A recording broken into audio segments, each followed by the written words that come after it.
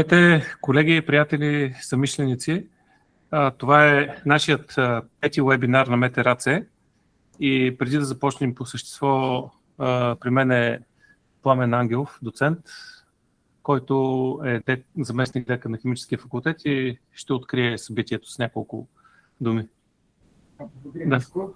Много се радвам да открия тази пореден семинар. Доста голям интерес. Групата за околна среда и атмосферна химия на Софийски, която доста добре се развива. Днешният семинар ще бъде посветен до конструктиран предимно на обработка на данни и математическо моделиране, което е много важно предвид голямото количество данни, което тяхната мрежа събира ежедневно.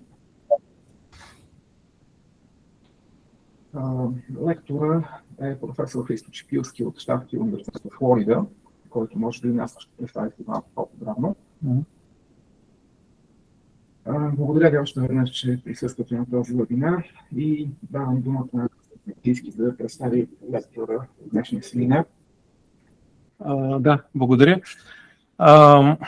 Бих искал само да прочита кратка част от неговата автобиография, която ще даде така насоки за неговата експертиза. Чепилски се присъедини към академичния състав на факултета по научни изследвания в Щатския университет на Флорида. И там той ръководи изследователска група, която разработва иновативни методи по асимилация на данни, числено моделиране и изкуствен интелект с приложения основно в областта на метеорологията. Непосредствено преди това професор Чепилски работи 2 години като постдокторант в Националния център по научни изследвания в САЩ с помощта на стипендия от Националната фундация на науките. През август 2021 година професор Чепилски завършва своята докторантура по метеорология в университета в Оклахома, а през 2016 той получава магистърска степен в същата специалност от университета на Рейдинг в Англия. По време на своето професионално развитие професор Чепилски е заемал няколко временни позиции. През 2015 той е стажант в метеорологичната служба на Великобритания, Met Office, а през лятото на 2022 той преподава летен курс в един от регионалните университети на Колорадо. Нашият интерес към Христо Чепилски е първоначално иницииран от Ведрин Желязков, с който съвместно работим. Даже заедно с него и с Стоянчо започнахме тази инициатива МТРАЦ. Привлече вниманието ни някои публични писания и материали, които Христо е направил. И така установихме връзка с него. Доста дълъг период стиковахме програмите и в крайна сметка намерихме този слот и аз лично го чакам с нетърпение. Темата на лекцията на професор Чепилски е прогнозиране на конвективни процеси за значимостта на ансамбловия подход при численото моделиране и асимилация на данни. И с това моето представяне приключва. Христо, заповядай, в очакване сме с това, което ще ни разкажеш. Благодаря, Наско, и благодаря на всички за тази покана. Наистина ми е много приятно да съм във вашата компания днес и се радвам на така засилен интерес. Наистина с удоволствие бих искал да поговоря за някои от работите, които съм свършил през последните няколко години. И днеска по-специално ще си поговорим за конвективни процеси и, както ти каза, за значимостта на ансамбловия подход при численото моделиране и асимилацията на данни. Мисля, че е доста актуална тема във връзка с някои от събитията, които се случиха в България в началото на месеца. В Североизточна България видяхме, че имахме поредица от смърчове и силни ветрове, които нанесаха, за съжаление, доста щети на инфраструктурата и така, за съжаление, тези явления са доста трудни за прогнозиране и изискват малко по-специално внимание. И ранното предупреждение от тях така изисква методи, по-инновативни методи при численото моделиране, които ще разгледаме днес и в днешния семинар. Сега искам да направя просто един бърз преглед на С темите, които бих искал да покрия днес, ще започнем с някои основни елементи на конвекцията, както и начините за нейното прогнозиране. И след това ще си поговорим всъщност и за ансамбловия подход, за неговото значение при този процес. И идеята тук на това въведение е да направя един по-общ преглед на темата, взимайки предвид, че аудиторията може да е съставена както от хора, разбиращи от тази материя, така и от студенти, които им е интересно да научат малко повече за тази сфера от науката. И след това вече ще преминем към същинската част на презентацията. Във втората част ще поговорим за ансамблови прогнози на суперклетки в България. Това е едно проучване, което направих заедно с колеги от НИМХ-БАН, от Софийския университет, от Агенцията по борба с градушките. И тук ще покажем как ансамбловия подход играе ключово значение за навременното предупреждение от такива опасни явления. След това вече ще преминем и към методи за симулация на данни, отново използвайки този ансамблов подход, и ще видим как с тяхна помощ може да симулираме високочастотни профили от дистанционни наблюдения от граничния слой, които ни помогнат допълнително да подобрим тези прогнози. И накрая, естествено, ще завърша и с няколко заключителни бележки, както и интересни насоки за бъдещи проучвания. Надявам се, че се чувам добре на този етап и супер, просто за да сме сигурни, че всичко е наред. Добре, нека да започнем с някои въведителни бележки. Конвекцията в атмосферата. Знаете, че много често тя бива онагледявана с наличието на купести облаци, които се формират през летния сезон над България, както и над много други части от света. Всъщност, от физическа гледна точка, конвекцията представлява вид топлообмен, който се дължи на различия в плътностите на въздуха. И както е показано и на тази картинка тук, виждаме по-специално, че когато имаме обем от въздух, който е с по-малка плътност от заобикалящата го среда, под влияние на подемната сила, на Архимедовата сила става това изкачване на въздуха нагоре в атмосферата. И до даден етап, в който поради адиабатното охлаждане на въздуха става кондензация на водната пара и образуване на водни капки. И всъщност това е купестия облак, който виждаме и в атмосферата. При тази кондензация допълнително се отделя топлина, скрита топлина, която спомага за допълнителното издигане, увеличаване на подемната сила и бърз растеж на тези купести облаци. Но понеже всичко в атмосферата е запазено, като маса, топлина и прочее, виждаме, че в съседни области при тези възходящи движения се образуват и нисходящи движения. Така, в общи линии това представлява конвекцията. Тя е изключително важна от практическа гледна точка, защото това е основен механизъм за приетата от Слънцето топлина да бъде отдадена обратно към атмосферата. Така, сега има няколко основни начина за прогнозирането на конвекцията и първият от тях е така нареченият метод на съставките.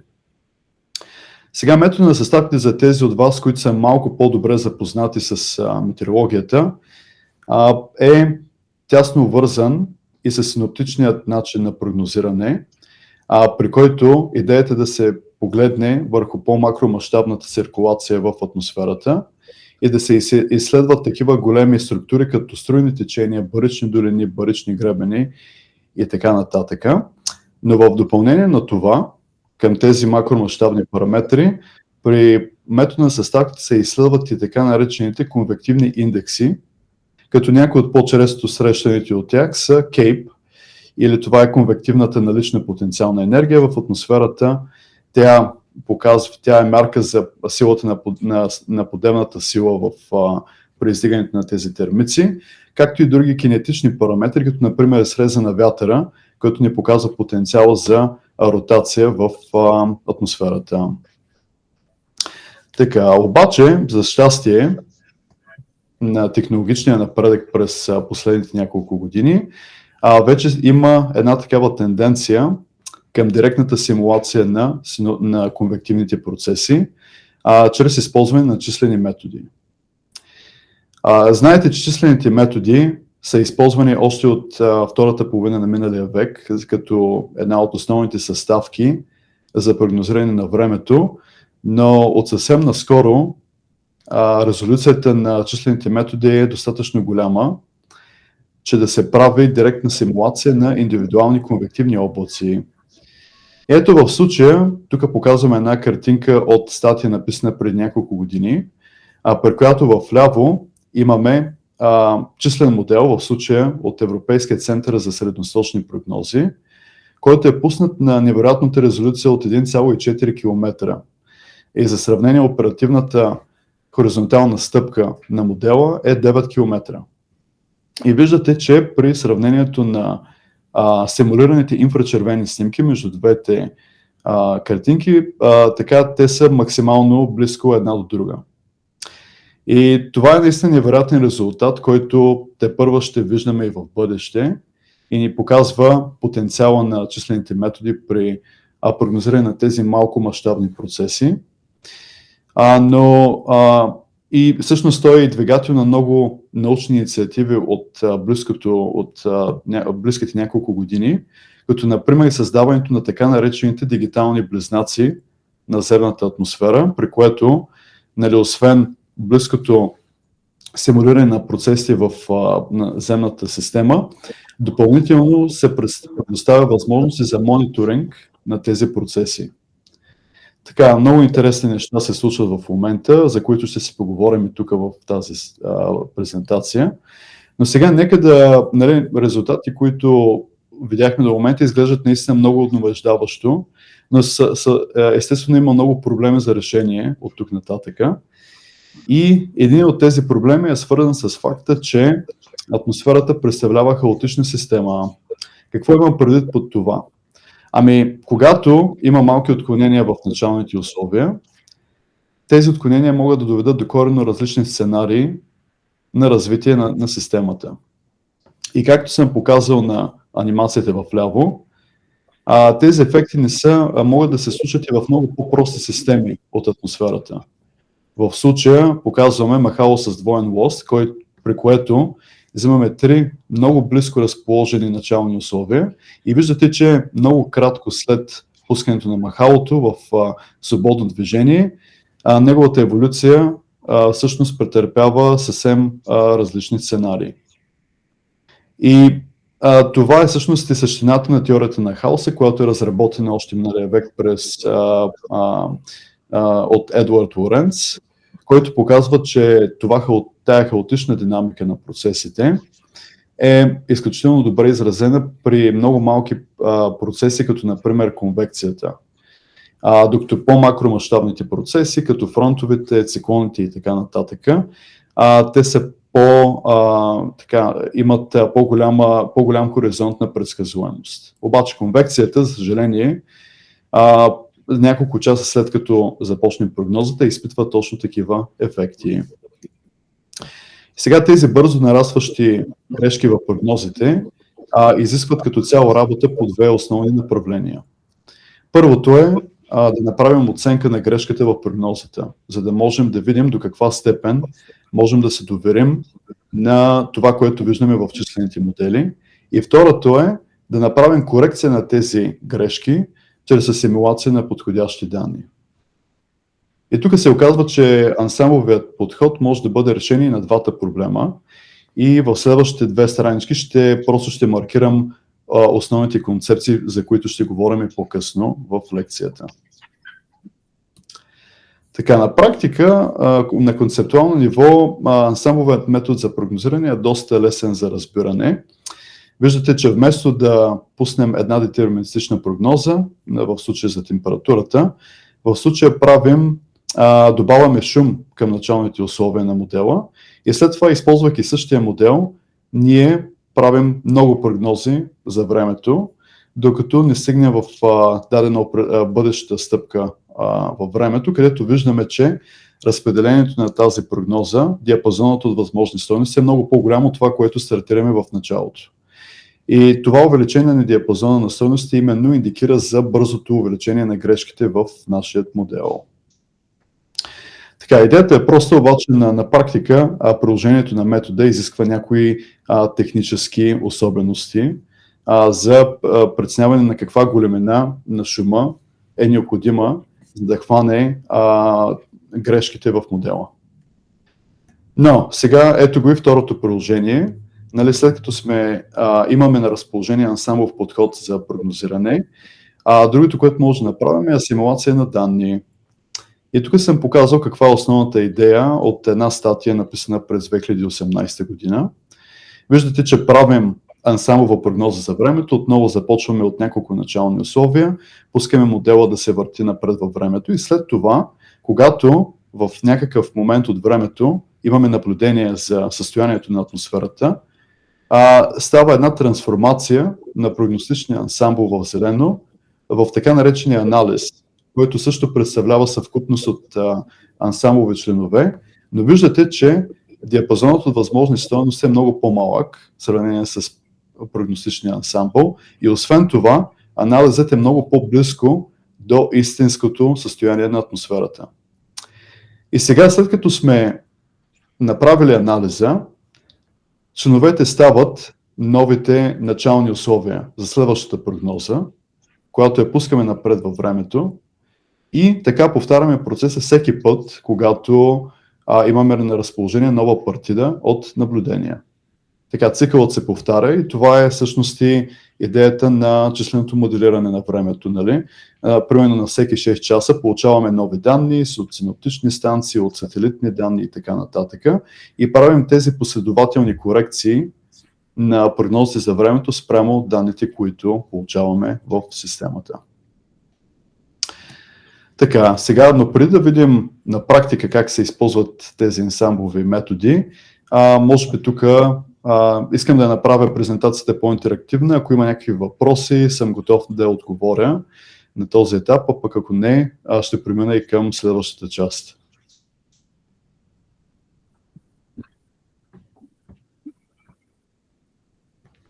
Може би няма. Ние тук сме научени да слушаме хубаво лекцията и тогава да се намесваме. Така че може би да продължим. Добре, супер. Продължаваме напред тогава. Ами сега ето да видим в същината на тази лекция, ще разгледаме как използваме този ансамблов подход при прогнозирането на конвективни явления. И, както казах, ще обърнем внимание на един случай с суперклетки в България през 2018 година. Сега за тези, които може би не са толкова запознати с суперклетките, ето една така представителна страничка с основните елементи.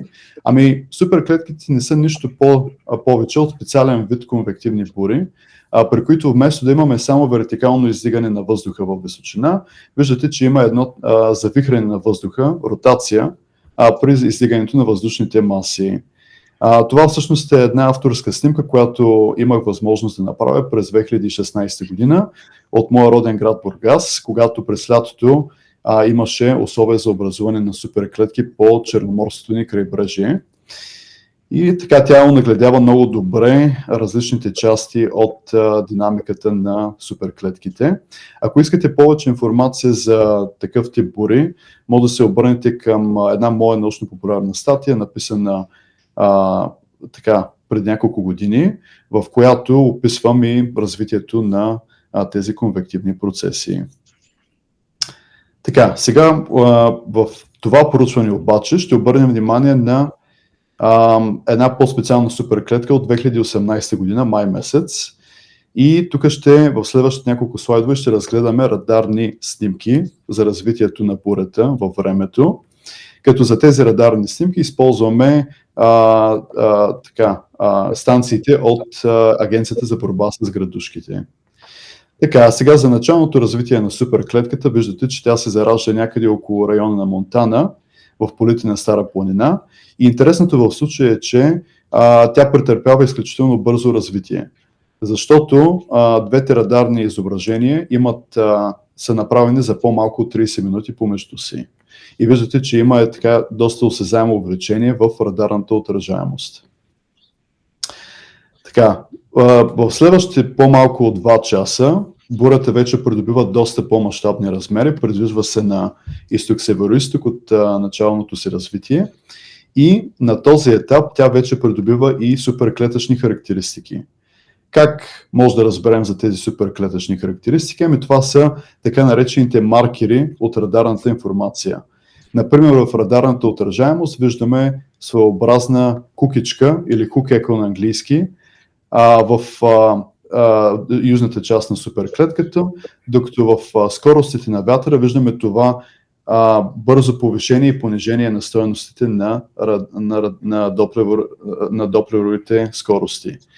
И тези два маркера показват наличието на мезоциклони, обикновено са районите, в които става образуване на по-опасни явления, като смерчове и едра градушка. А по отношение на едрата градушка, вече в по-късния етап от развитие на бурята, виждаме така едно много сериозно увеличаване на радарната отражаемост до стойности около 70 децибела. За съжаление, до град Плевен така има доста наблюдения за едра градушка, които са предадени както към НИМХ-БАН, така и към други европейски агенции. Сега това е общо взето еволюцията на суперклетката, но по-интересното в случая е как може да направим числено моделиране на този процес. Сега някои детайли от нашето проучване. За целта ще използваме доста известният модел Weather Research and Forecasting или WRF накратко, който е свободно достъпен в интернет пространството и е разработен от колеги в Националния център по атмосферни проучвания, NCAR. За случая, за да моделираме тази суперклетка, ще използваме три области на изчисленията, D1 до D3, като D3 региона е основният регион, в който става и моделирането на суперклетката. Тук с белите точки съм обозначил и самото движение на бурята. Така, в червеният регион хоризонталната стъпка е 1 км в пространството и началните и граничните условия на от всичките тези домейни идва от Европейския център ECMWF, като ние също използваме общо 51 члена, само че в случая в най-вътрешния домейн тези 51 члена са с резолюция 1 км, която е същата резолюция, която беше наскоро използвана и в глобални симулации от Европейския център. Така, ще направим общо 3 експеримента, като различните експерименти стартират от различни часове. Имаме 3 различни часа, 0 и 12 часа универсално време на 14 май, както и 0 часа универсално време на 15 май. И общо взето сравненията, които ще видим в следващите части на презентацията, ще бъдат по отношение на тези 3 експеримента. Така, сега просто нагледно, набързо да видим какви са някои примери от различните ансамблови членове, които отговарят на 10-часова прогноза за времето в случая. Тук сме изобразили, виждате, територията на България, това е от вътрешния домейн D3, както и симулираната радарна отражаемост в цветове. И тук виждаме това, което искам да обърна на внимание, че има голямо разнообразие в прогнозираната еволюция на конвекцията. Например, в членовете 13 и, да кажем, 35 няма почти никакво образуване на бури на този час, в този етап от прогнозата, докато в други членове, като например, да кажем, 23 и номер 44, виждате, че има така доста солидно увеличаване на конвективните бури. Тоест, какъв е изводът от това сравнение? Ами, правенето даже и на краткосрочни прогнози за конвективното развитие, на практика с детерминистични прогнози е напълно безсмислено, тъй като знаем от теорията на хаоса, за такива малко мащабни явления, разликите в прогнозите се увеличават изключително много, даже и за няколко часа напред.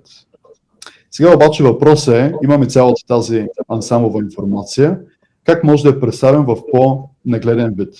Как да обобщим всички данни, които виждаме на част от тези карти. И в случая имайте предвид, че тук съм изобразил само половината от ансамбловите членове, които имаме в прогнозата. Тяхната бройка е общо 51 члена. Сега зависи от какви метеорологични параметри ни интересуват. В случая говорим за суперклетки и една от подходящите величини, с които можем да боравим, е така наречената спираловидност на възходящия поток или на английски известна като Updraft Helicity, UH, която се дефинира последния начин. Сега, тук в тази формула имаме вертикалната скорост на вятъра, W, както и Z, това е относителния вихър. Сега, защо това е полезна величина? Ами W ни подсказва за вертикалната скорост, нали, в конвекцията, докато Z, относителния вихър, ни показва до каква степен този вертикален поток има спираловидно движение. И ние в случая може да интегрираме тази величина между две нива на модела, Z1 и Z2. Колкото по-големи са стойностите на UH параметъра, толкова по-силна е ротацията в конвективните бури, които са директно симулирани от нашия модел.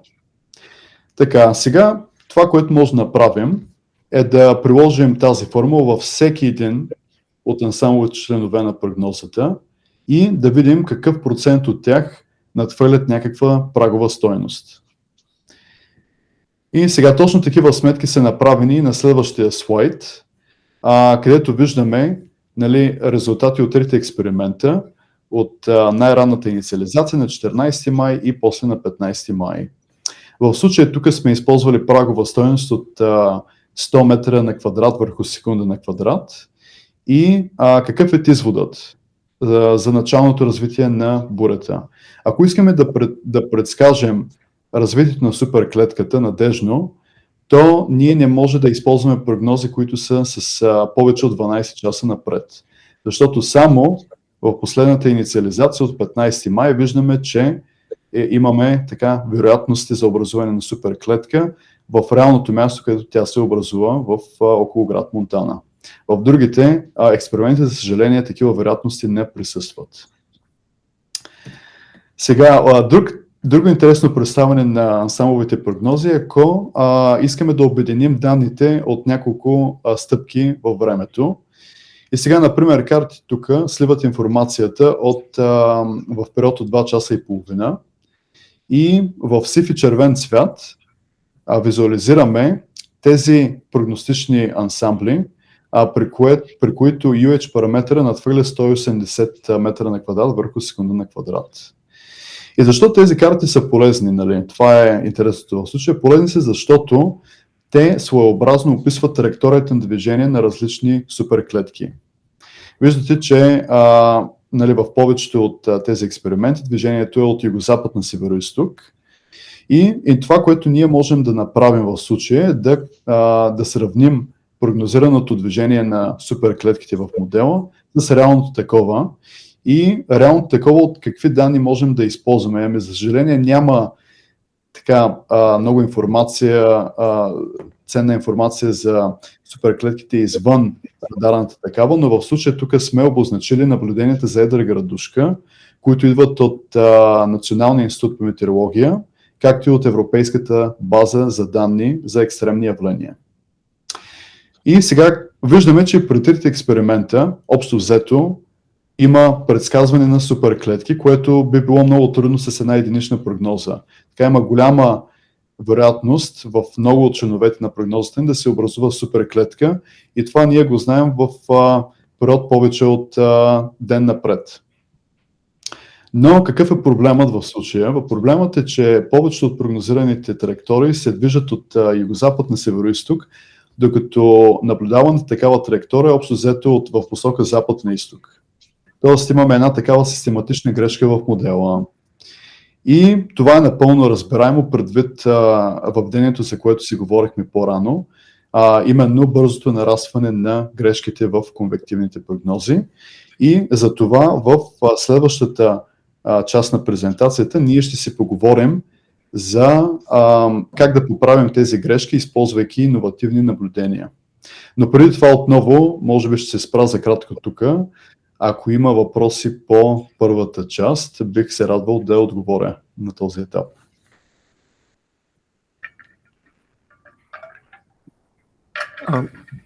само искам нещо да попитам, като че ли не ми става много ясно. Всъщност, когато имате супер клетка, вие изглеждате като уникално събитие сама за себе си или на голяма площ. Питам, защото от опита ми с дифузия, знам, че всичко е свързано, има там една много голяма поредица от частни диференциални уравнения, която трябва да се решава и накрая просто ни стават работите. Тоест тук би трябвало да правите някакви много сериозни упростявания, за да може все пак тия неща да могат да се сметнат. Да, това е много добър въпрос, нали, как всъщност да извлечем информацията за суперклетките от модела. Която е ценна за... Както точно тези така. по-несъществените параметри, които ги пренебрегвате в някаква степен. Ами в случая тук не се пренебрегват директно някакви параметри, по-скоро се опитваме да използваме по по-умен начин голямата информация, която ни предоставя модела. Нали? Идеята в случая е, че имаме директно симулиране на суперклетката, което е за разлика от глобалния модел, нали? При който конвекцията не се изчислява по директен начин, а има параметризация. А пък тук, както и в тестовите прогнози на европейския модел, с 1 километрова резолюция, и тук, понеже използваме толкова висока резолюция, конвективните процеси са директно изчислени в модела, т.е. няма никаква параметризация. Т.е. тези скорости W, които получаваме от модела, това е прогностична величина в модела. Т.е. тя не идва от никаква параметризация. Както и относителния вихър, нали, той се смята като частна производна по различните компоненти на вятъра. Тези два параметра, те са директно идват от модела. Съответно относителния вихър трябва да се сметне допълнително за всеки възел от модела ни, но идеята е, че когато сметнем това, когато направим това изчисление, сметнем величината и когато изберем високи стойности, прагови стойности на спираловидността, тогава сме сигурни, че това, което показваме на картите е не друго, а суперклетка. Нали? Защото изследваме такива бури, при които имаме въртене на възходящия поток. А пък ако стойността е ниска, това не означава, че няма бури, нали, конвективни бури в модела ни. Означава просто, че бурите са от по-прост вид, нали, при които имаме само едно възходящо издигане на обемите въздух. Да, това е така, практически се използва много често при прогнозиране на бури тук в Щатите, в Националната лаборатория по екстремно време, един от основните параметри за изчисляване на вероятността от суперклетки.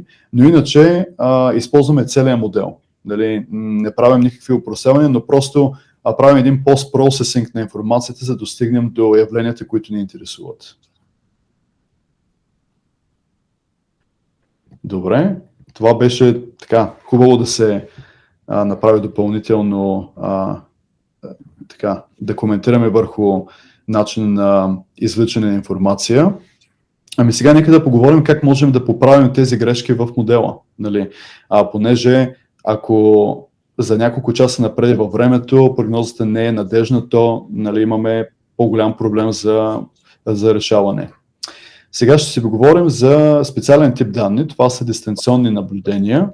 И за да мотивирам следващата част на презентацията, тук бих искал да представя една схематична диаграма, която е направена от моя колега Роланд Подкаст. Той работи в Германската метеорологична служба и е ръководител на отдела по симулация на данни там. И какво показва тази картинка? Ами, виждате, че в земната атмосфера няма недостиг от данни. Имаме изключително много данни за различни компоненти. Виждате, имаме сателити, самолетни данни, радари и така нататък. Но се оказва обаче, за съжаление, че има все още някои части от атмосферата, които не са наблюдавани по най-надежния начин.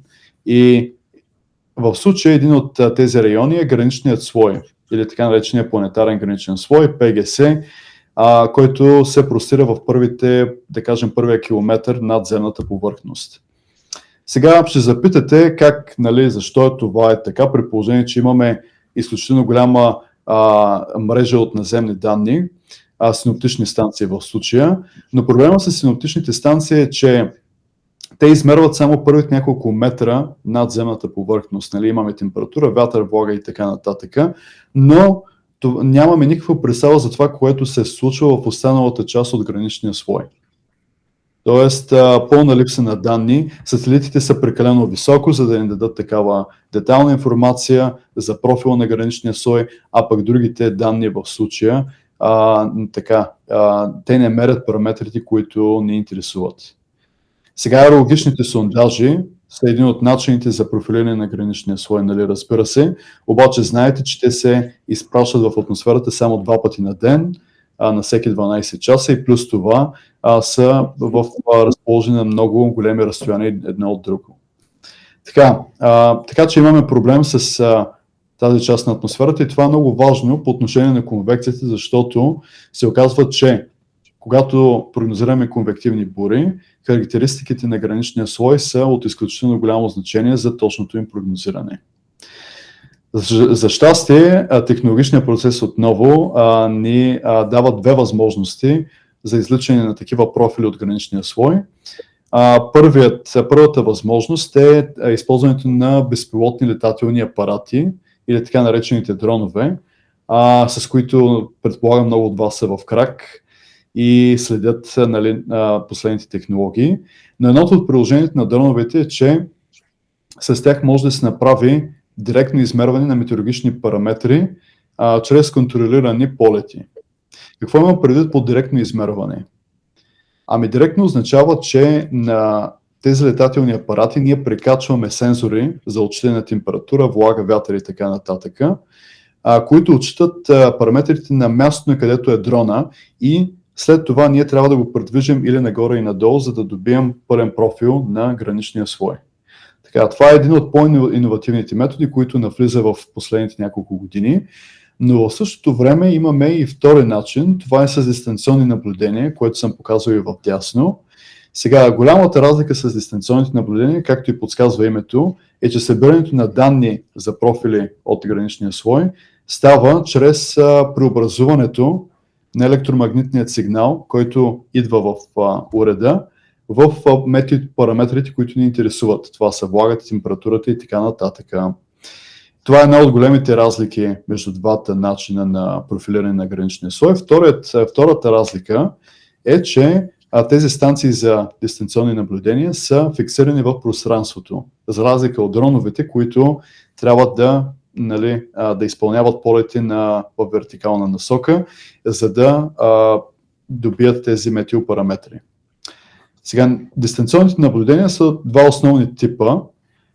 Имаме термодинамични такива, които мерят само температурата и влагата в граничния слой. Имаме и кинетични, които измерват двете компоненти на вятъра. И в тази презентация ние ще се фокусираме върху дистанционните наблюдения и ще покажем как тяхната симулация може да доведе до подобрение в прогнозите на конвекция.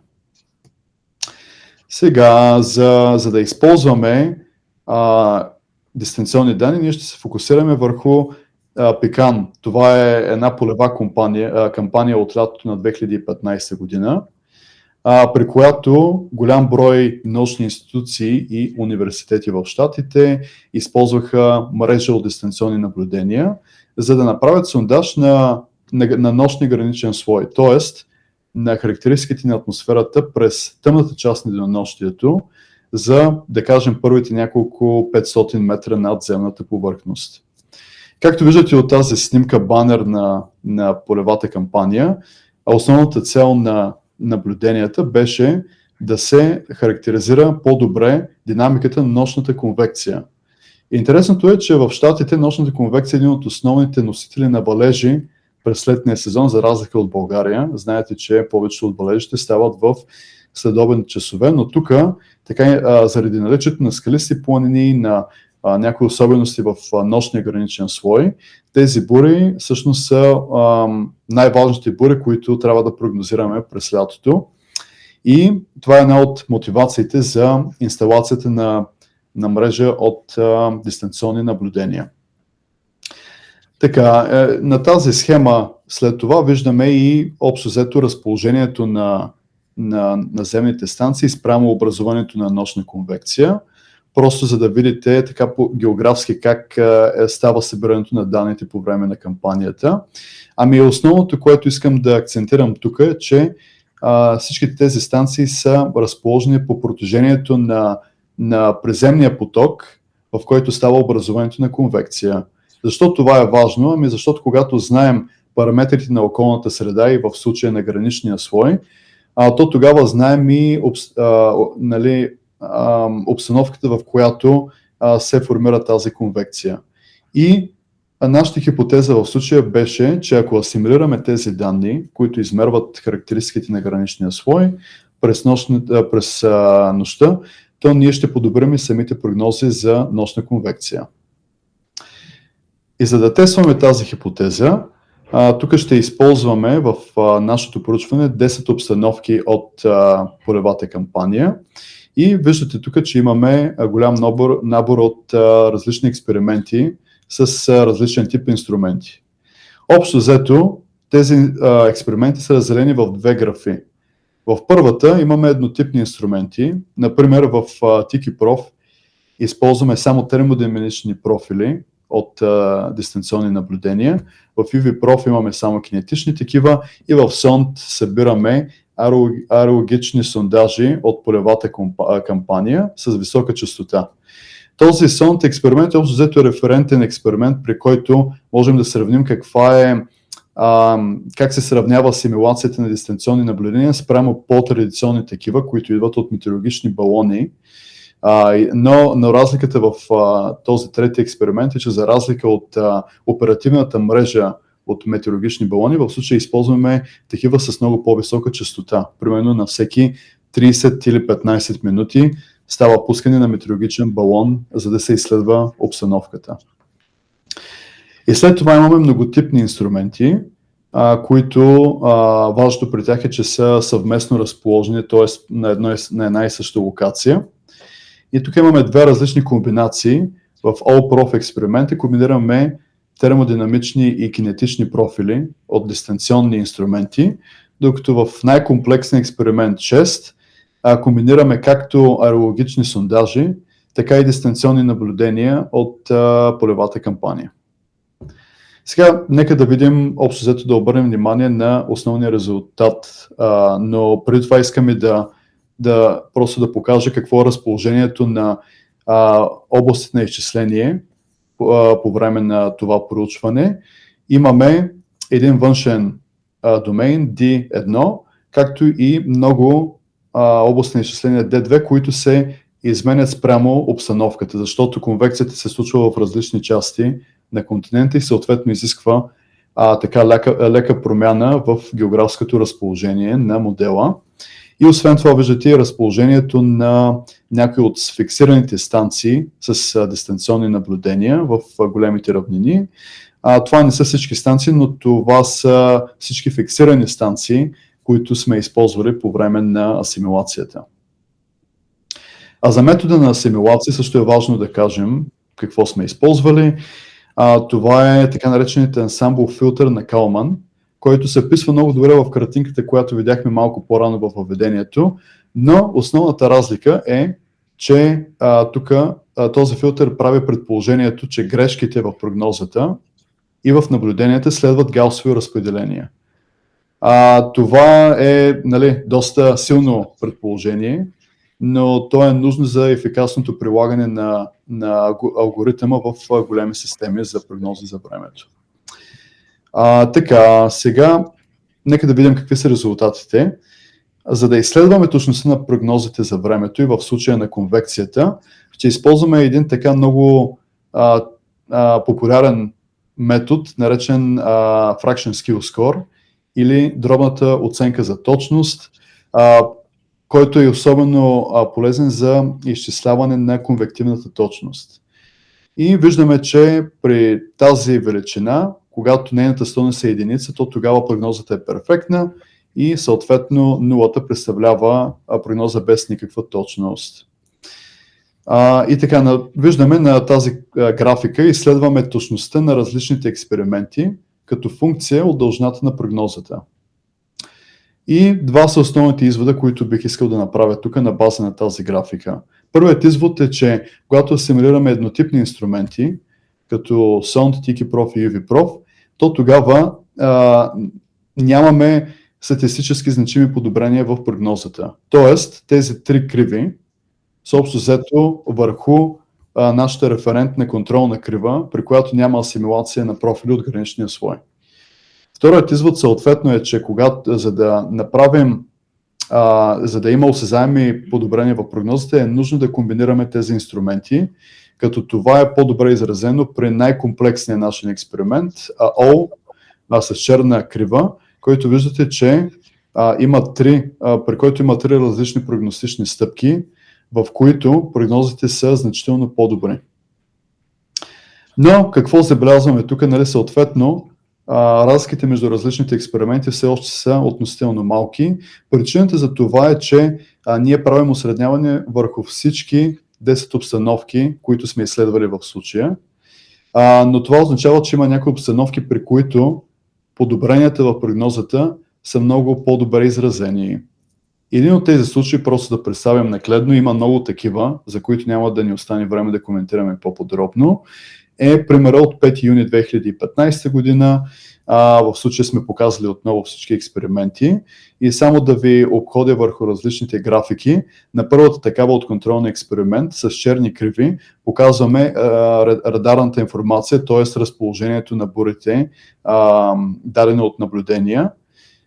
И в цветно показваме ансамбловата вероятност за предскачане на дадена прагова стойност от радарната информация.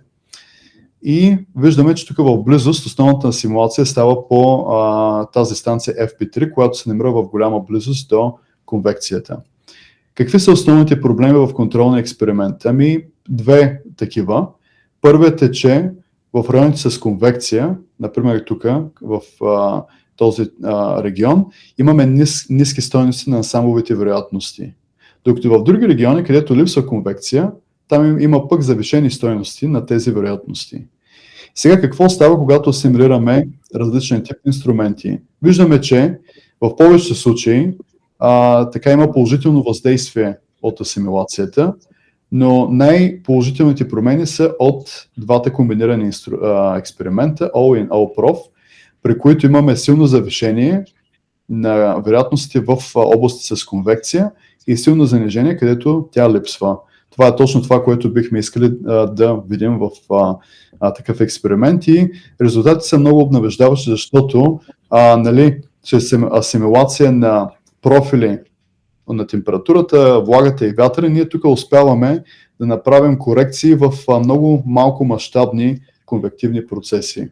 Така че идеята е, че с по-голяма мрежа от такива наблюдения ние може да достигнем до още по-добри резултати. Сега нека да направим бързи заключения и да маркираме просто някои интересни насоки за бъдещи проучвания, свързани с темите, които коментирах днес. Надявам се, че с днешната презентация успях да ви убедя, че ансамбловият метод е важен от практическа гледна точка за прогнозирането на конвективни бури и съответно и опасните явления, свързани с тях, като например силни ветрове, градушки, смерчове и така нататък. Но също така ви показах, че конвекцията претърпява хаотична динамика, което води до бързо образуване на грешките в прогнозите. И начинът за справяне на тях е, че чрез асимилация на данни с висока честота и с малко разположение, така с гъста мрежа от станции. И един тип такива станции може да бъде високочестотни профили от граничния слой, които имат важно значение за динамиката на конвекцията. Но видяхме също така и, че ползите от асимилацията са все още относително малки и че има още място за бъдещи подобрения. Сега, откъде може да дойдат тези бъдещи подобрения? Това е интересното. Какво може да направим в бъдеще? Няколко са направленията, върху които бих искал да работя. Първото е подобряването на самите методи за асимилация. Сега, както и казах малко по-рано, един от основните недостатъци на ансамбловия филтър на Калман е използването на гаусови разпределения в прогнозите и в наблюденията. Част от текущата ми работа е свързана с разработването на по-гъвкави нелинейни алгоритми за асимилация, като използваме техники от сферата на изкуствения интелект. И ако ви е интересно да научите повече за тази тема, наскоро публикувах статия под име Exact Nonlinear State Estimation, в която описвам така една обща теоретична рамка, в която ансамбловият Калман на филтър е само специален случай и може да използваме невронни мрежи, които да ни предоставят по-голяма гъвкавост при асимилация на нелинейни наблюдения. Така, втората, подобряваме асимилацията и самия метод, но другото, което може да направим е да подобрим самата прогноза. И един от начините за подобряване на прогнозата е чрез използване на по-голям брой ансамблови членове. И за съжаление обаче това е много трудно с сегашните методи за числено моделиране, поради простата причина, че има много големи компютърни изисквания към използването на един модел или на много такива. И каква е алтернативата? Отново може да използваме методи от изкуствения интелект в случая и да разработим статистически методи, с които да направим по-голями ансамблови прогнози и тези ансамблови прогнози да бъдат използвани в комбинация с още по-прецизни методи за симулация. И това е всъщност и проекта, върху който една от моите студентки, Кейти Мерет, работи в момента. Говорейки за студенти, накрая бих искал само и да завърша с една бърза обява. Търся си студенти, магистранти или докторанти в моята група. Ако ви е интересно да работите по част от тези методи, както и нови проекти, може да намерите повече информация в LinkedIn профила ми и също така да ми пишете имейл, който е показан на тази страница. И накрая ще завърша и с една бърза литературна справка на някои от статиите, които дискутирахме тук. Бих искал отново да благодаря за вниманието и за поканата на този семинар и да ви дам възможност да зададете допълнителни въпроси в оставащото време. Благодаря. Благодаря, Христо. Много интересна лекция. Много нови неща поне аз научих. Така че предполагам, ще има интересни въпроси. Колеги, давайте въпроси вие. Ники, заповядай. Здравейте, Николай Кочев от Химическия факултет. Ние с нас сме колеги. Аз имам няколко въпроса, практични, може би. Първият въпрос е: с какъв софтуер се правят тези симулации? Има предвид готови библиотеки, open source, или вие си пишете неща, или е комбинация? Защото са впечатляващи работите, просто с какво го правите? Да, винаги помага, когато човек има достъпи до по-големи компютърни ресурси. За щастие, до момента съм работил на така масивни суперкомпютри, които позволяват симулацията в такива размери. По отношение на софтуера Ники, използвам WRF модела, за който споменах и по-рано, и в двете проучвания. Това е численият модел, който всъщност създава прогнозите. Той е свободно достъпен в пространството, може да бъде използван. Аз съм го ползвал още и когато бях по-малък на своя лаптоп. Няма никакви проблеми за неговото пускане, даже и на такива малки системи. Но иначе, естествено, когато се правят по-масивни проекти като този, вече е необходимо човек да използва суперкомпютърни среди с по-големи възможности, паралелни смятани, MPI, протоколи и така нататък. По отношение на асимилацията обаче, тук говорех за ансамбловия метод на Калман или NKF, той идва от друг софтуер. Също е свободно достъпен. Не съм му записал името, за да не отежнявам презентацията, но мога да се свържа с теб и да ти дам линк към така наречения Grid Point Statistical Interpolation GSI софтуер, в който метода присъства.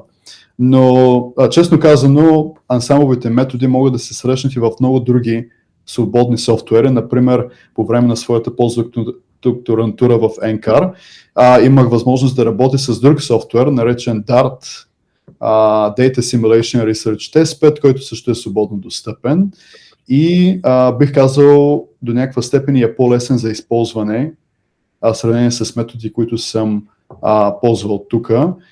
Така че зависи от избора на метод и от големината на проекта, за който говорим. Деви Наско, просто една идея малко по технически въпрос. Наско спомена, че ние сме правили разни неща с диференциални уравнения. Тези софтуери са базирани на диференциални уравнения или принципни? Малко питам в момента като лаик. Само с две думи, не искам да влизаме в детайли, да ни отекчаваме другите. Не, няма проблеми. Това е всъщност така, хубаво е да се подчертая този въпрос, защото да, стандартните методи, които са използвани в WRF модела, са базирани на диференциални уравнения, частни диференциални уравнения, които използват решение на Navier-Stokes уравненията. Така, обаче, какво е интересното, че аз подчертах и в бъдещите насоки за работа, в момента методите на изкуствения интелект предлагат много възможности да бъдат заменени тези физически модели с статистически такива, които имат изключително голяма успеваемост.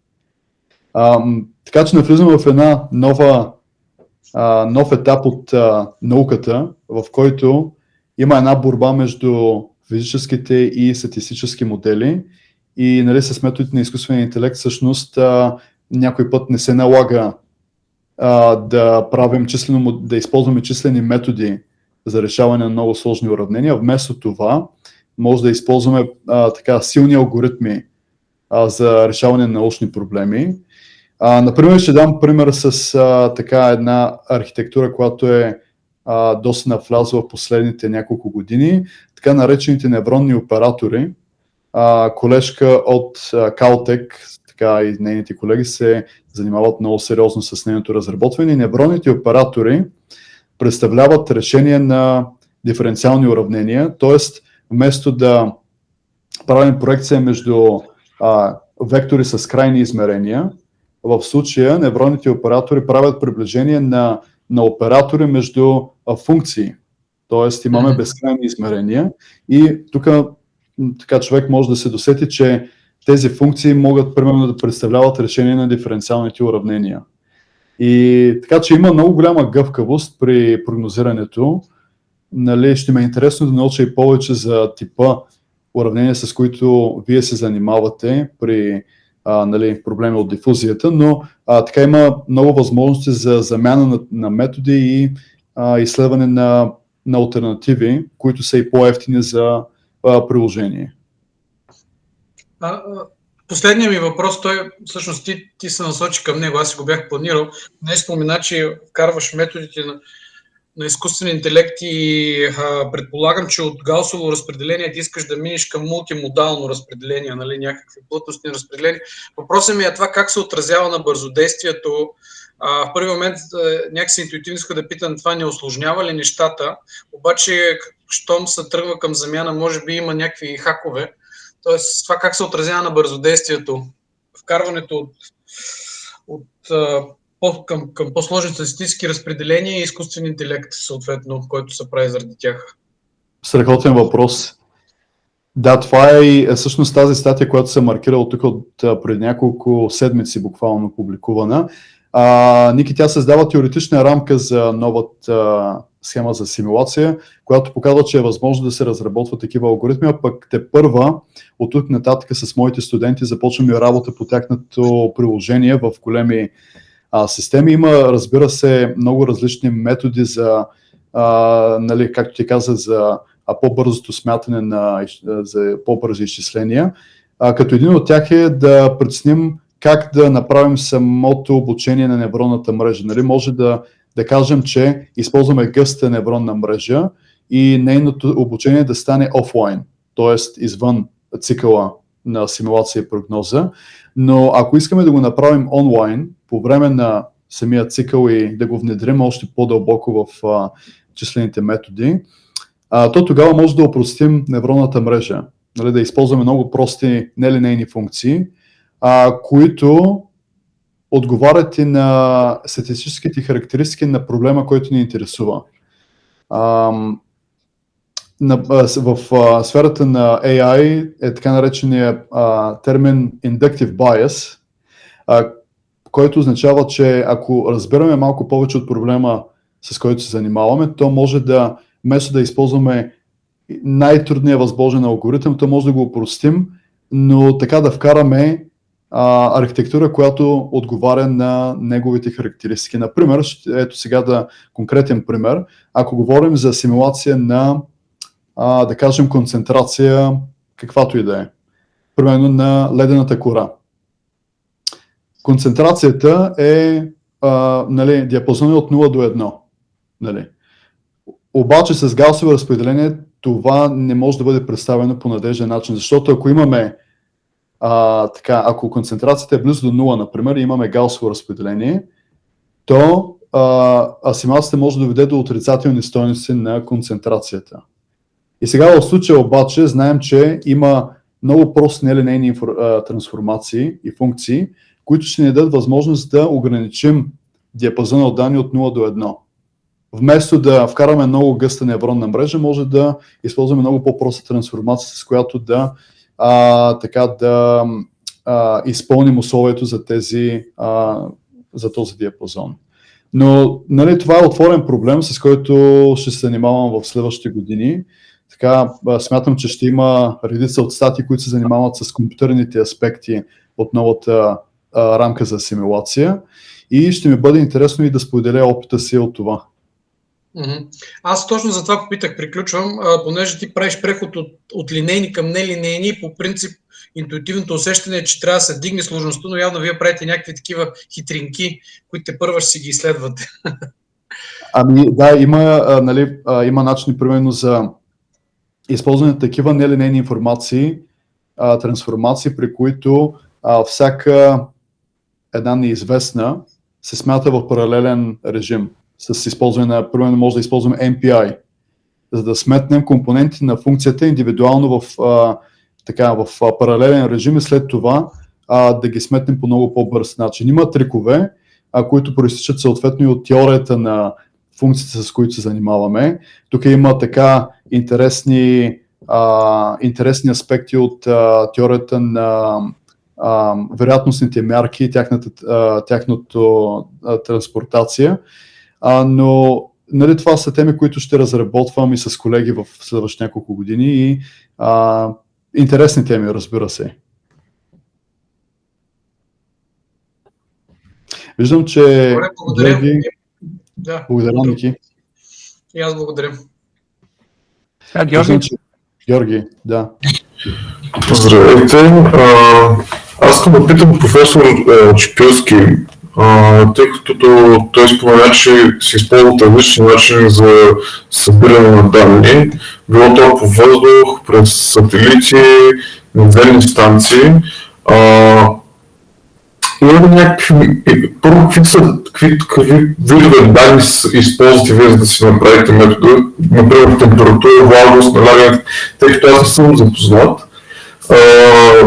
Какви са типовете данни, които използвате и събирате, и след това има някакъв метод, който сте забелязали, че ви дава много информация, а също време не е стандартен или не е на пръв поглед логично да се използва. Да речем данни от камери, данни от някакъв такъв данни за радиация или нещо такова, които са на пръв поглед в метеорологията не са първото нещо, за което се сещаш, но когато сте създавали модел, когато сте се разработили модел, се оказало, че е доста сполучлив.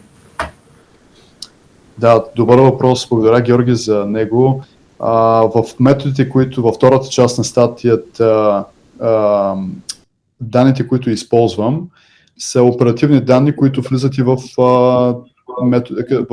числени методи, като на Европейския център на американския модел. Става въпрос за наземни синоптични станции, за аерологични сондажи, метеорологични балони, сателитни данни.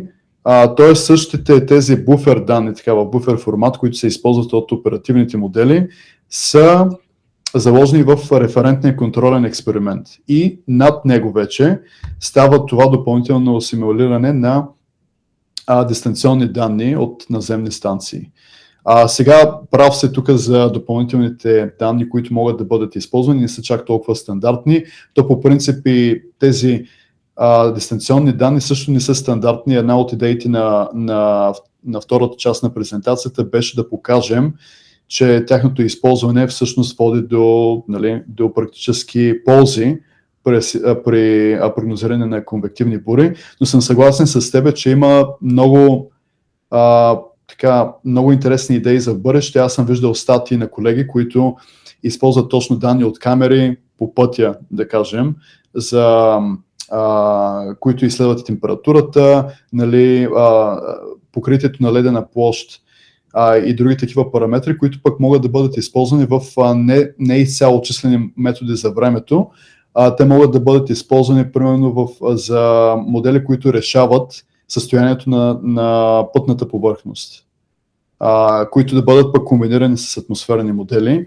Така бих казал, че ползотворна област от симулацията, която има много потенциал в себе си, и така ще се зарадвам, ако някои от моите студенти пък имат интерес да се занимават с по-такива интересни данни.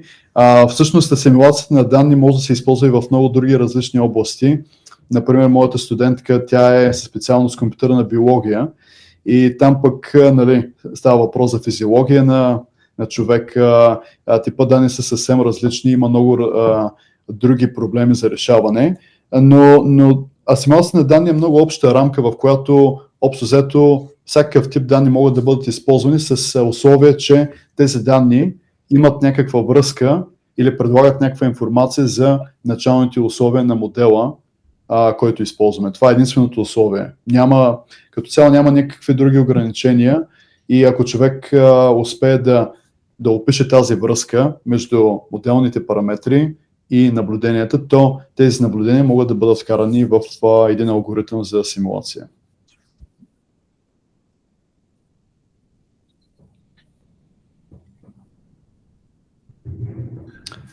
Ведрин? Аз първо искам да благодаря за много интересната лекция.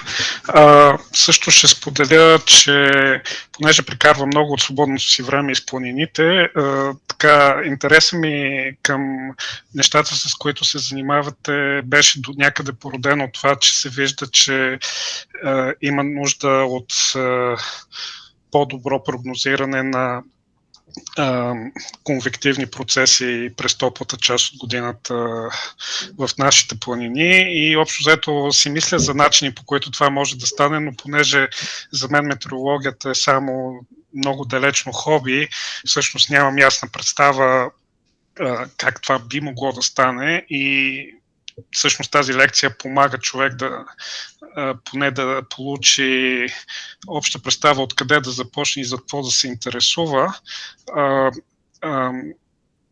Виждам, че изкуственият интелект може би предстои в идните предстоящи времена да взима все по-голяма роля, поне за краткосрочни прогнози.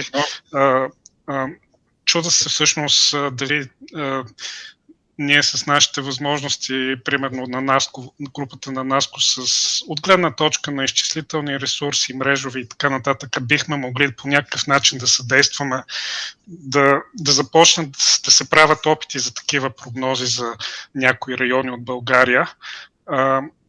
Ако нещо ви хрумва в тази връзка, да ни посъветвате, ще е добре дошло, но иначе още веднъж благодаря за чудесната лекция. Благодаря много, Ведрин, за добрите думи. Беше и за мен удоволствие да представя особено първата статия, която така в комбинация с колеги от НИМХ-БАН, от Агенцията за борба с градушките, наистина беше много интересен страничен проект за мен също, извън моята дисертация, в която идеята беше да покажем. Всъщност в България има голяма липса за съжаление на компетенции по сериозно числено моделиране. Обикновено се използват модели от други страни. Точно това си говорих и наскоро с една студентка от Софийския университет, която иска да се занимава с числено моделиране, обаче, за съжаление, няма така групи, в които това да бъде направено по начина, по който тя го иска. И идеята на статията ни беше да покажем, че има голяма практическа стойност от разработването на такива методи, както ти каза по отношение на конвекцията. Сега правят се, нали, Аладин модела, например, той се използва и на практика от нашите синоптици, но това, което не съм видял, за съжаление, до този момент, е използването на конвективни ансамбли. Нали. И това беше и мотивацията на статията. Когато имаме това облак от прогностични стойности за образуването на конвекция, тогава може да направим много по-надежна прогноза за нейното предсказване ден или два напред, даже, в зависимост от колко са добре изразени макромащабните процеси. А пък иначе, ти казах за изкуствения интелект, прав си, че предоставя много интересни възможности. Аз съм запознат с статии, които използват само изкуствен интелект, за да правят така наречения nowcasting или супер краткосрочна прогноза за времето на конвекцията, която използва радарни данни, използва сателитни данни. Със сигурност има потенциал за развитие на това и в България. Аз не мисля, че по отношение на компютърните ресурси се изискват изключително големи такива, но важното по-скоро би било човек да има достъп до графични процесори, GPUs, нали, които ускоряват обучението на такива модели. Това може би е едно от по-важните изисквания спрямо, да кажем, колко броя CPUs, стандартни процесори имаме в суперкомпютърната ни среда. Виждам, че Симо... Да, преди Симо, ако мога да продължа въпроса на Ведри, ние така за последните няколко години имаме колекционирани доста исторически данни и живи данни, които в реално време се измерват. Възможно ли е да правим някакви прогнози, които постоянно да се изчисляват? Вие, освен ресърча, имате ли някаква приложимост на тези неща, които да го давате така на заинтересован кръг хора? Да, абсолютно. Колкото по-голяма е базата данни, знаете, че алгоритмите за машинно самообучение, те са жадни за данни и де-факто колкото повече такава информация имаме, толкова по-голяма би била и точността на модела. Сега трябва да се запознае по-добре с самите данни. Струваме се, че е възможно да се направят някои интересни приложения, но въпросът е дали тези данни са представителни за процесите, които ни интересуват. Например, в много от nowcasting моделите за супер краткосрочно прогнозиране, нали, не случайно се използва радарна информация, защото тя точно ни показва всъщност и локацията на конвективния облак и неговото така пространствено разположение. Но аз мисля, че пък в България има достатъчно архиви от радарни данни, ако говорим за това приложение, но така важното е, че човек трябва да знае какъв тип приложение го интересува. Нали? Ако говорим за дифузия, примерно, предполагам, че типа данни там ще бъдат малко по-различни и аз не мисля, че всеки тип данни са така, може да бъдат важни практически. Въпросът е да се избере правилния алгоритъм, защото има много алгоритми и архитектури за машинно самообучение, но идеята е да изберем най-правилният такъв. Ще продължим да си говорим на тази тема. Аз мисля, че може да има интересни така възможности. Аз не претендирам, че съм специалист в изкуствения интелект, то по-скоро за мен е странична дейност, която ме помага да разработвам по-точни методи за асимилация на данни и числено моделиране. Но то в обща линия всеки, който се занимава поне тук в щатите с наука, пък и в моя факултет по-специално, малко или много, му е нужно да разбере и от тази област, защото тя просто навлиза с невероятна сила в всички дейности, с които се занимаваме. Благодаря, Симеон. Заповядай. Благодаря. Първо да поздравя всички замесени в това начинание. Съжалявам даже, че съм изпуснал предишните семинари на тази тематика. Специални поздрави на Христо, който познавам така от дълги години. Дори може би имам малък нокът в неговото развитие, поне като тласък. Естествено, той сам си достигнал до тук. Аз по-скоро един коментар, и то в тази част, за клетката, която показа през 2015, мисля беше. И ти каза как ансамбъла всъщност прогнозира придвижване на въпросната клетка от югозапад на североизток. Предполагам, че всичко това е заради водещия поток във височина. Но всъщност действителност сериозните явления, които се случили, са били с разпространение запад-изток, а не югозапад-североизток. От опит, дълготраен опит, мога да кажа, че това не е единичен случай.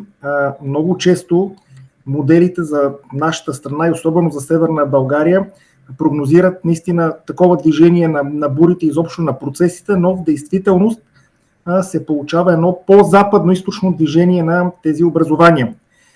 За мен една от причините е релефа, който обгражда Дунавската равнина и насочва, всъщност изкривява водещия поток, макар и на голяма височина. Явно има някакъв фактор за това нещо.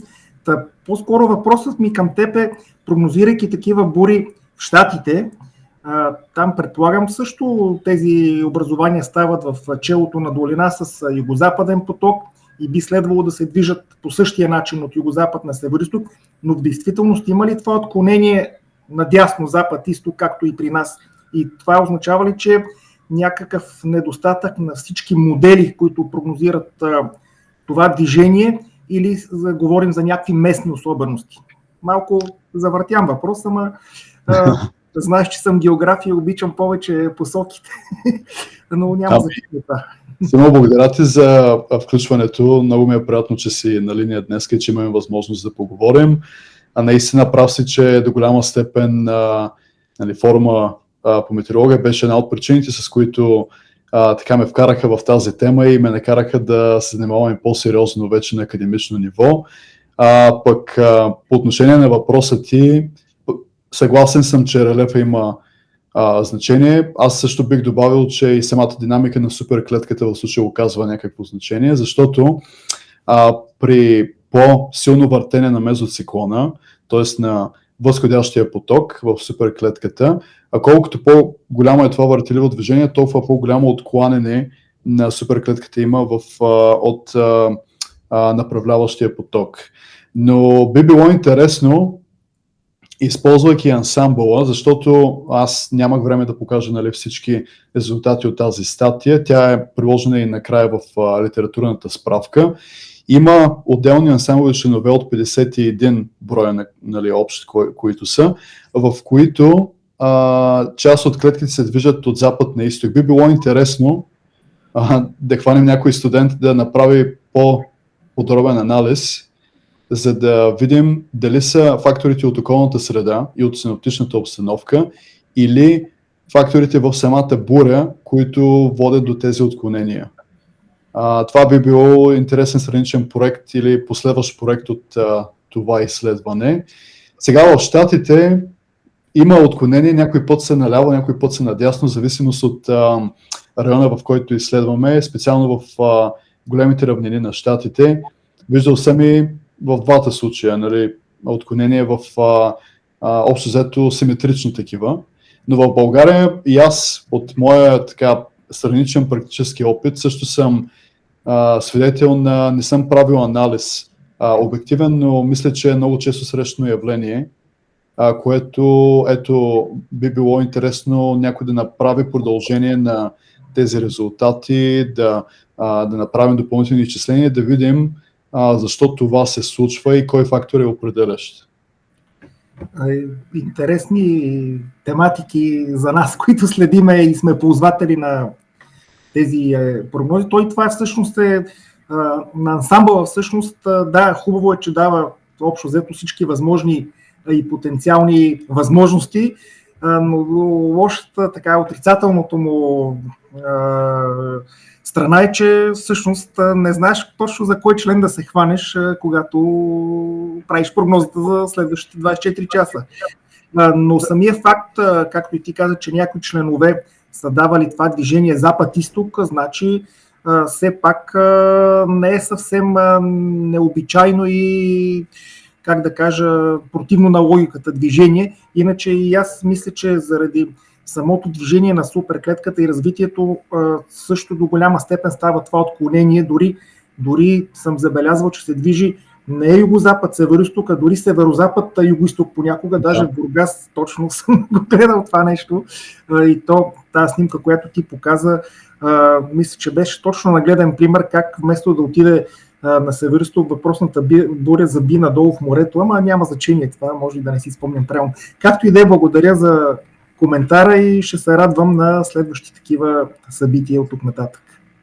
Да, благодаря ти, Симо. Аз бих добавил само, че точно като гледам тази картинка тук, всъщност се виждат и някои отделни членове, които показват правилното движение на суперклетката, включително и такива, които са малко по-на юг, но също показват правилно движение, а пък поне в академичните среди един от приложенията на ансамбловия подход е когато се правят такива корелации, нали? Когато съпоставим членовете с правилна прогноза върху членовете с неправилна и тогава видим какви са различията между тях и статистически ги съпоставим.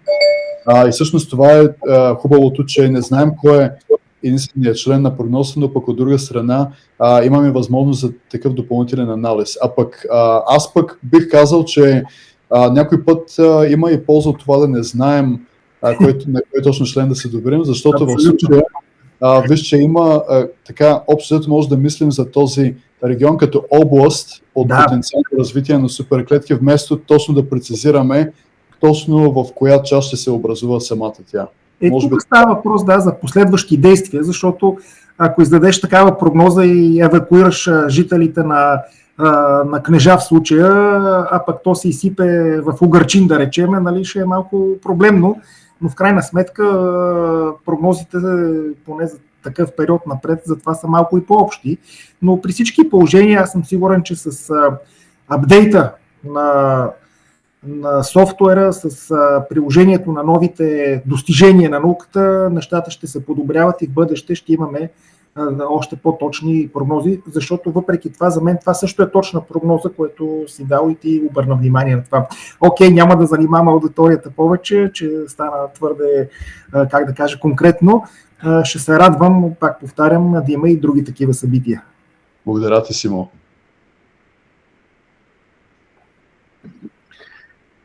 Благодаря, колеги. Има ли други въпроси?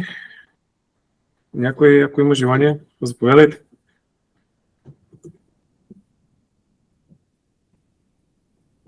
Докато мислят другите, аз да попитам, има ли някаква статистическа наблюдение върху появата на броя на такива суперклетки във времето и има ли някакво зачестяване в последните години, както и някакви исторически записи назад, как са, или да речем екстремални явления? И ако има, да речем, някаква промяна в тяхния брой, дали имаш някаква така представа от твоята експертиза на какво би се дължало това? Това е много добър въпрос. Нали? Хубаво е да имаме представа и от климатологията на суперклетките. Това е нещо, което, да ти кажа, наскоро започна да се прави по-обстойно в Европа. Имам един колега от Европейската общност за екстремни явления, който се занимава много сериозно с точно тая тематика, как се съпоставят конвективните процеси в Европа и особено в Централна Европа спрямо тези в Щатите. Време е да се направи по-подробно проучване на територията на България. Аз мисля, че колегите от Изпълнителната агенция за борба с градушките са правили подобни климатологии. Доколкото се спомням, поне в статията, което сме описали, е, че брой на опасни явления зачестява, нали, през последните години. Аз не претендирам, че съм експерт в отношение на данните и не мога да изкажа напълно какви са тенденциите в последните години, но ако се обърнете към тази агенция, колегите, които работят в тях, може би ще има и по-скорошни изследвания, които показват и по-точно какви са тези тенденции. Сега за суперклетките бих добавил, че много е комплексна ситуацията там. Не става въпрос само за глобално повишение на температурите и как това се отразява на конвекцията, защото, ето говорихме си малко по-рано, от метода на съставките, знаем, че за конвективните бури се изисква както потенциал на конвективна енергия, т.е. нещата свързани с температурата и влагата, така и срез на вятъра, т.е. промяната на вятъра в различни условия на атмосферата. Тоест, ако знаем, че има повишение на температура, това е само един от малките елементи, които са важни за образуване на суперклетки. Поручването на тенденциите изисква много по-обстоен анализ да се направи. Но имаме радарни данни, имаме методи за извличане на това каква част от суперклетките са силни. Мисля, че може би има и по-наскорошни поручвания, които показват какво се е случило. Да, Симеон? Просто да допълня, да коментирам малко за това какво се случва у нас през последните години, защото пък аз съм експерт климатолог и следа нещата общо взето. По отношение на градушките, доцент Бочева Христо, с която Христо е работил, има статии по въпроса и тя казва, че градушките като цяло се увеличават, но това увеличение не навсякъде е статистически значимо като тренд, но пък казва следното нещо, че се зачестяват процесите през студеното полугодие, което за нашия климат е нехарактерна черта. В допълнение на това, пък миналата година с един мой студент направихме едно изследване на честотата на гръмотевичните бури в района на София. Всички знаете, че гръмотевичната буря в крайна сметка е един продукт на тези конвекции, за които говорихме, и се оказаха резултатите доста интересни. Сравнихме 2-30 годишни периода, 61-90 и 91-2020, и специално в района на София се оказа, че има около 45 до 50% увеличение на дните с гръмотевични бури. Също това увеличение е особено голямо през месеци като ноември, като март, като февруари, изобщо месеци, в които не би следвало да има голяма честота на такива явления, но има. Така че от тази гледна точка, да, можем да кажем, че има и в нашата страна повишение на екстремните явления. Благодаря ти, Симо, за този коментар. Ти си специалист по темата с климатичните промени. Хубаво е да се знае какъв е контекста и важността на самия проблем, който решаваме в случая. Виждате, че ето и в началото на ноември месец, когато станаха смерчовете в Североизточна България, това е може би пример за тенденциите, които точно ти очерта на така изявени явления през студеното полугодие, което не е традиционно за климата на България. Сега специално за щатите пък мога да коментирам. Има промени, които колеги мои изследват, и те са в частност на това, че алеята на торнадата, която традиционно е в областта на Оклахома, Канзас, в тези части на равнините, тя се измества леко на изток. И традиционно райони, където се образуват ежегодно смерчове, в някакви години не се забелязват никакви такива явления. Обаче, от друга страна, югоизточните части на щатите, където горе-долу се намирам и аз, само че по-долу до крайбрежието, там пък има увеличение на смерчове.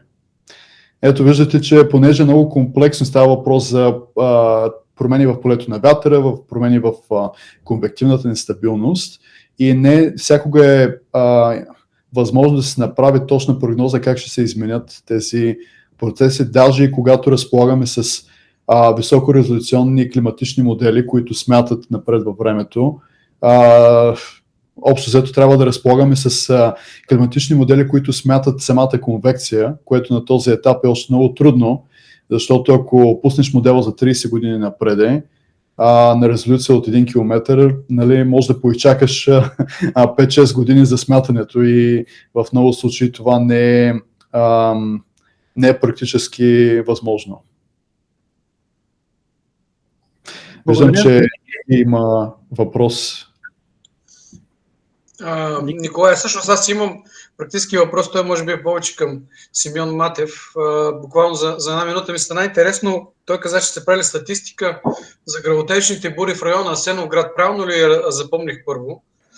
Не, за района на София става въпрос, но... Добре, всъщност района не е важен. Са нам интересно, буквално с една дума, как сте правили тази статистика, примерно на гръмотевичните бури, примерно използвате такива сайтове като Bluestorm, как се казва? Не, Blitzborung имате предвид, може би.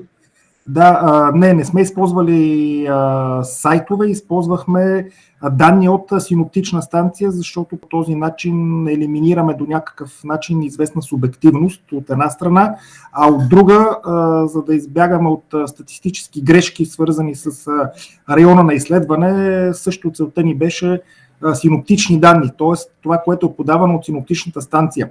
Разбира се, тук говорим за честота на гръмотевични бури, т.е. под гръмотевична буря сме имали предвид денонощие, в което е регистрирано един или повече гръмове, т.е. няма значение силна, слаба, поредица, колко часа продължава. Въпросът е да е бил чут гръм. Да, окей, да. Тоест, благодаря. Това беше и полезно да знам и дефиницията за гръмотевична буря. Защото там онова дава много подробна информация, примерно дали са паднали.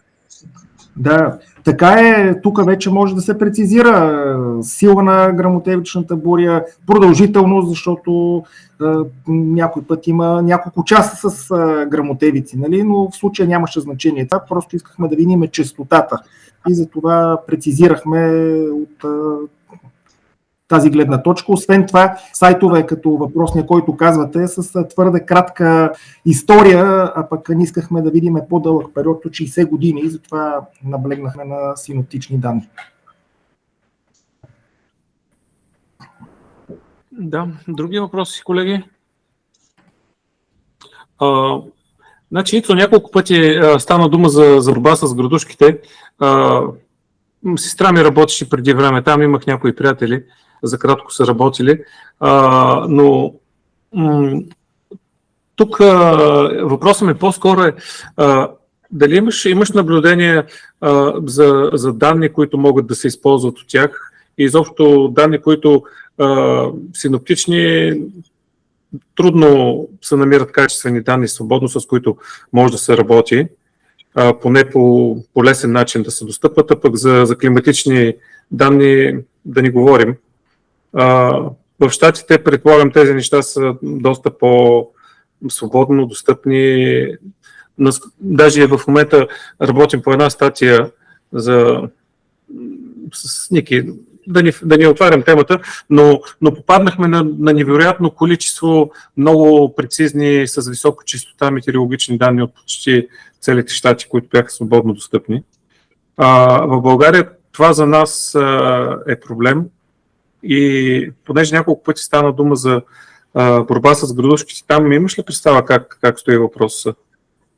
Ами да ти кажа, аз от доста време не съм се чувал с колегите от борбата. Аз знам, че радарната информация е свободно достъпна по отношение на изображение. Говорим радарна отражаемост, топливови скорости може би също са налични. Те дали са възможно да се дръпнат в суров вид, вече не съм много сигурен, но те имат доста обем от информация. Нали, говорим както за хоризонтални разрези на радарната отражаемост, така и вертикални. Такива ти видя и по-рано мисля, че тук бях показал, за такива доплерови скорости, които показват и ротацията, нали, в облака. Виждаш, че те са направени тук от софтуера на агенцията. Сега, дали тези данни са достъпни в свободен вид, би трябвало да бъде така, като една правителствена организация. В момента има голяма тенденция към всички да се отварят данните на свободно достъпен режим, включително и от Европейския център. Може би някои колеги знаят, мисля, че от миналата година даже и данните в суров вид са напълно свободно достъпни за хората да си дръпнат тези данни и да си ги визуализират чрез техния софтуер. Така че мисля, че има европейски проекти, които насърчават отварянето на данните за обществото, но дали това е имплементирано оперативно в агенцията, да ти кажа, нямам си на представа. Но мога да се свържа с Цвети и с другите колеги да попитам, ако има интерес, нали, то общо взето при тях може да получиш такъв тип данни за радарната информация, ако това е нещо, което би било полезно. Мисля, че има начин да се предостави информацията.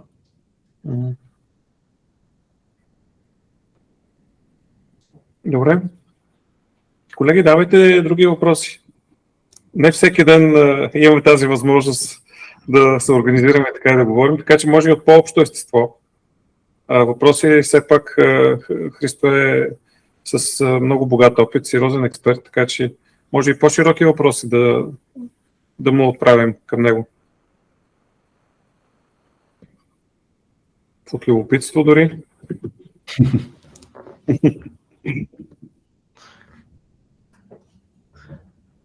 Някой ще се престраши ли? Може би вече деня напредва в България, знам, че... Вече е трудно. Да. Ако нямате други въпроси, записът на тази лекция и дискусията след това, появи се въпрос или не, ще бъдат достъпни качени, така че да може да ги гледате. Нашият колега Ведис Петров ще оформи материала.